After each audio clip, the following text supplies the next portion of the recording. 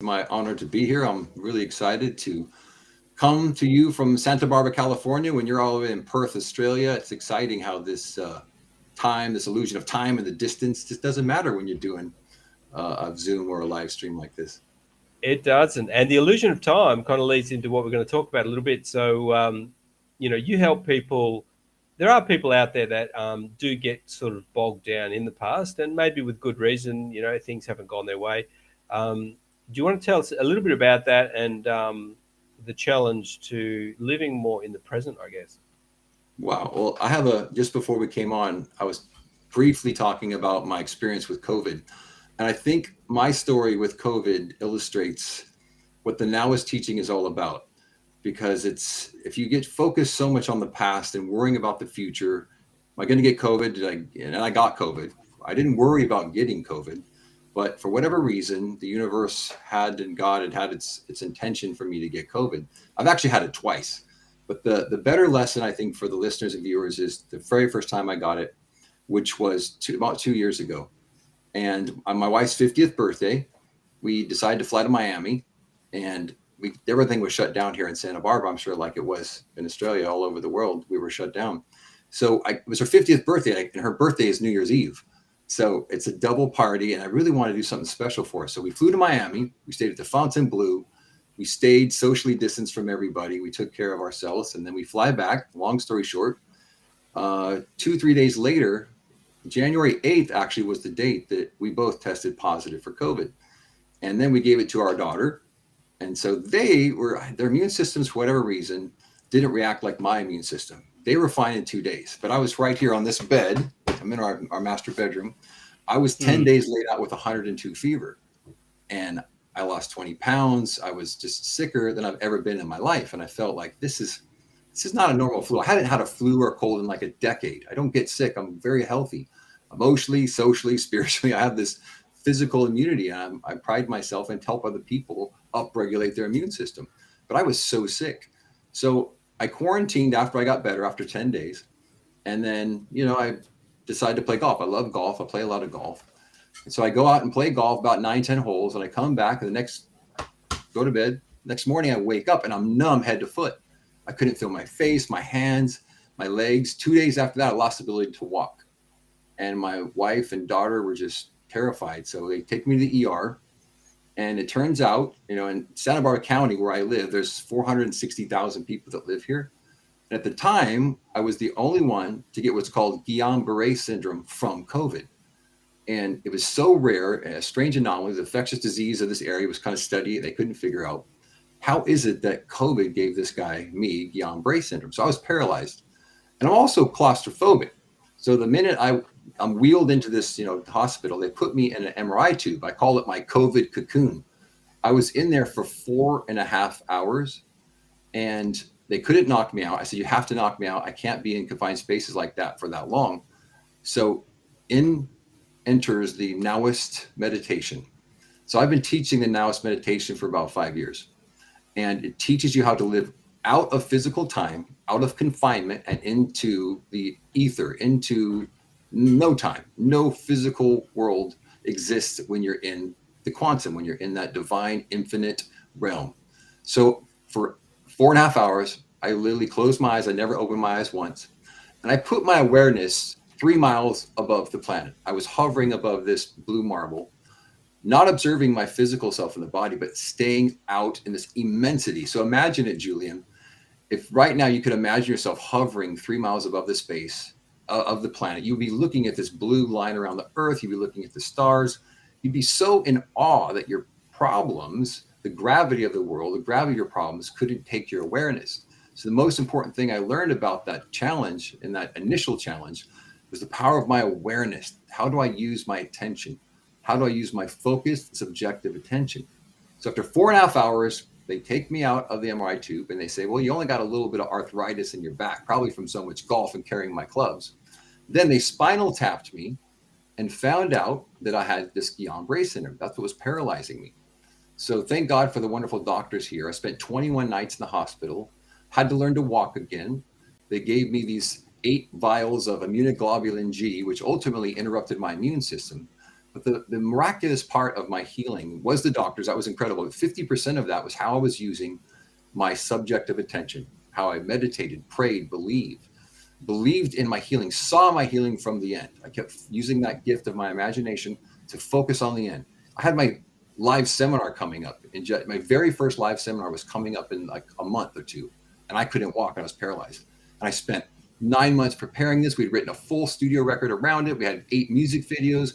We had tons of people coming. It was just such an overwhelming loss if this wasn't going to go through. But I never allowed my subjective attention to focus on it not happening. I kept using my imagination, seeing me there performing live for all the audience. I kept seeing myself teaching the Nowist principles, seeing my wife, my daughter, our dog, playing golf again. I kept imagining myself there. And lo and behold, after 21 days, I walked out of the hospital with just a cane. 2 weeks after that, I shed the cane. 2 weeks after that, I was golfing again, when the doctor said it'd probably be a year before I got back to regular activity. And how do you feel now, Billy? Is there any lingering effects? No, I got COVID again about 9 months ago. I got it a second time. And everybody was so terrified, thinking, oh my gosh, his immune system is going to go back into Guillain-Barré shock, and I'll be paralyzed again. And they were so concerned about it because not knowing if my nerve endings could handle it, I might be permanently paralyzed. But 3 days, I was sick in the bed. I quarantined again, but it didn't have the potency that the first alpha, strain of the COVID-19 that almost took me out. I was able, I think, given that I used the same practices, the meditation, the breathing, the imagination, of course, drinking tons of water, vitamin C, and all the healthy things we do to keep our physical immunity strong. But the more important immunity is your spiritual immunity.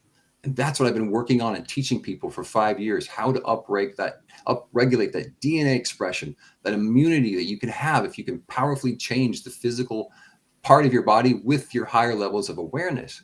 And that's what I was so blessed to experience. I call it, my spiritual, it was a spiritual teaching. It was one of my spiritual gifts that I was given. I made it my spiritual practice, basically, to be in that paralysis, to be in that fear and the overwhelm and anxiety.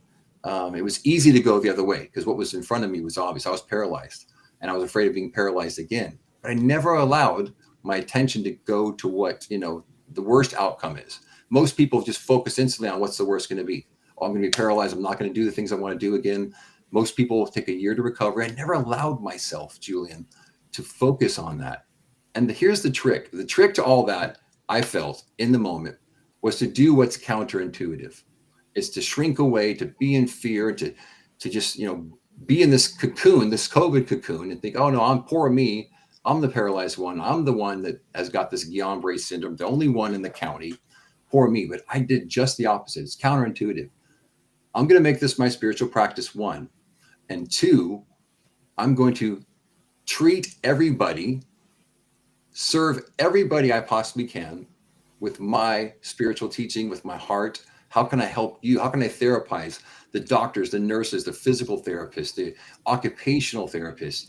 So many people work their tails off to get me better. I thought, how can I pay it forward to them? And I got better faster. Awesome. Well, that's pretty harrowing. And do you think that you built up a little bit of physical immunity from the first time that made it easier? I don't know if it was more spiritual immunity than the physical, because the physical, when you get sick, anyone that's had paralysis or accidents, you instantly go in this fight or flight response. You shut everything down. Blood shunts away, from your heart into your extremities because it's trying to save you. There's the autonomic nervous system. We have this fight or flight. We all know what it is. Either you run, fight, or hide. That's your body's innate autonomic response to trauma. It's counterintuitive to go the other way. But when you can learn these Taoist principles, when you can learn how to get out of overwhelm, stress, anxiety, outcome focus, you can start using your imagination, which I believe is one of the greatest gifts we've ever been given. How do you use your subjective attention? Not your objective attention, Julian. Not like, oh gosh, here I am paralyzed in a bed. My wife and daughter, I couldn't see them for 21 days because back then no one could go in the hospital.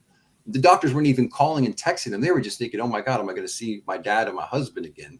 And thank God, one day a nurse texted my wife and said, hey, he's got Guillain-Barré syndrome. I mean, the doctors were so tight-lipped back then because of the trauma and the drama that was going on. Yeah. That they say, hey, we're going to give this immunoglobulin G. It's going to take him some time to get better, but it was really hard on my family. I wouldn't change it because it was such a great spiritual lesson to me. I would change the fact that my wife and daughter were so traumatized by it, and then for me to get it again. So I try not to preach in the household and constantly give these spiritual teachings to my wife and daughter. I try to just be the example, and through osmosis, when you're just paying it forward to the world, when you're being good to people, when you're loving on people, it comes back to you. The law of attraction is never broken. Wonderful, Billy. And looking forward now, what sort of exciting things have you got coming up? Well, we just completed in May. We did our Nowist, the second year of our Nowist Experience Live. So now we've got 20 hours of footage. That the first year, which the year I had COVID, a month and a half later, I had the event. So I came back. It was an amazing first year.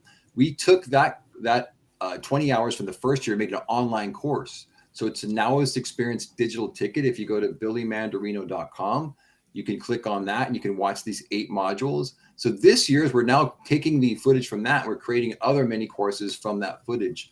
And our band performs 8 songs. We had a room full of wonderful people. We live streamed the whole thing. If you click on the top of my website, and then you mentioned Julian's podcast, I will send you a free link. Just email me directly through my website on the contacts tab. I'll send you a free link so you can watch the live stream for free, because I just want to get this message out to the world.